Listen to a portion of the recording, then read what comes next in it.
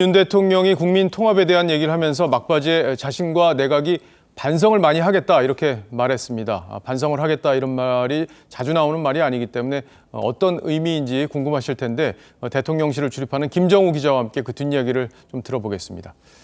자, 김 기자, 이 발언을 놓고 이제 여러 가지 얘기들이 나오고 있는 건데 반성이란 표현을 대통령이 자주 쓰지는 않는 것 같아요. 이게 지금 바로 작년 1월인데요. 선대위 해체 당시 내용입니다. 이때부터 봐서 대선 후보 시절 때부터 좀 필요한 순간 때마다 반성 메시지를 내오기는 했습니다. 그리고 취임 이후에도 공개 석상에서 여러 차례 반성이라는 표현을 언급하긴 했는데 한번 들어보겠습니다.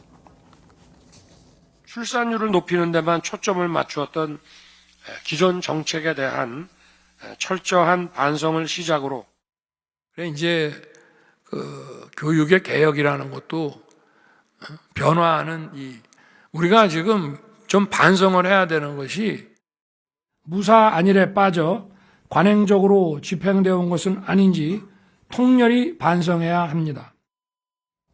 지금 저 세 가지 말을 들어보면은 반성이라는 단어를 쓴 맥락이 그러니까 행정부에 뭔가를 지시하고 질책하는 취지의 얘기였는데 이번에는 이제 나도 반성하겠다 이런 취지로 얘기했기 때문에 재보선 참패 이후에 대통령이 스스로 좀 뭔가 달라지려고 하는 어떤 의지 표명이 아니냐 이런 해석들도 있어요. 예, 그게 바로 이제 그 대통령의 메시지도 TPO가 중요하다고 하죠. 바로 그 시간, 장소, 상황이 딱 그렇습니다. 보궐선거 패배 이후에 바로 여당 지도부와 주요 장관들이 함께 모인 자리에서 또 변화하는 대통령에 대한 요구가 큰 상황 속에서 반성이라는 표현이 나온 겁니다.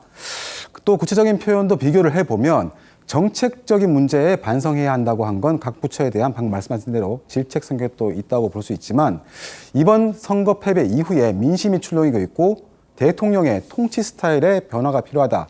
이런 지적이 커지니까 직접 반성하겠다는 말을 한 겁니다. 사실상 본인에 대한 반성은 처음 했다고 볼 수도 있겠습니다. 예.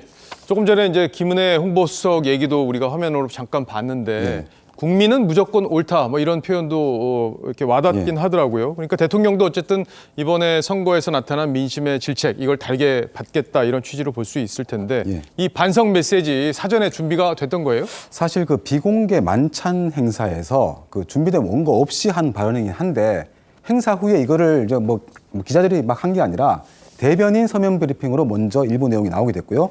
오늘은 그 언론 문의와 요청이 많다면서 전문가 영상까지 아예 공개를 했습니다. 그래서 성남 민심을 달래기 위해서 대통령과 대통령실이 체계적으로 움직였다고 볼 수 있겠습니다. 예.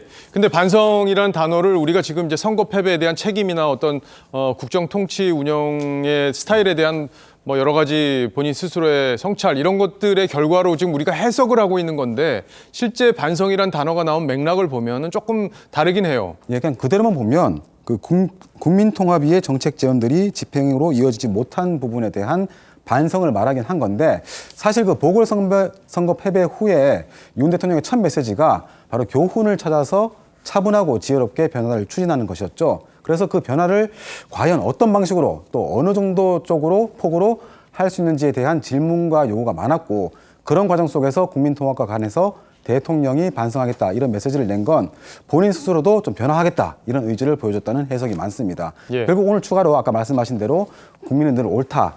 어떤 비판에도 변명해서 안 된다. 또 우리가 민생 현장으로 더 들어가서 챙겨야 한다는 건데 이런 발언들이 선거 패배와 관련된 거냐는 질문에 대통령실은 민심은 천심이고 국민은 왕이란 말을 인용하면서 크게 벗어나지 않았다고 생각해달라 이렇게 답을 했습니다. 예. 그런 변화의 방향이 이제 국정 현장에서 어떻게 체감되는지 이것도 굉장히 중요한 포인트가 될 것 같아요. 일단 뭐 국정 기조는 그대로 유지하겠다 이런 방침이라고 합니다. 그간 추진해온 그 여러 정책 방향성에 있어서는 여전히 공감하는 여론이 높기 때문인데요. 그래서 변화의 초점은 국정 스타일이나 소통 방식이 될 것으로 보입니다. 이를테면 국민과 이렇게 직접 만나는 그런 타운홀 미팅 도입도 윤 대통령이 제안했다고 하고요. 또 도어 스탬핑 중단 이후에 소원해진 언론과의 접점도 다시 넓혀간다는 계획입니다. 예, 여러 가지 변화가 뒤따를 것으로 예상을 해볼 수 있겠군요. 김정우 기자 잘 들었습니다.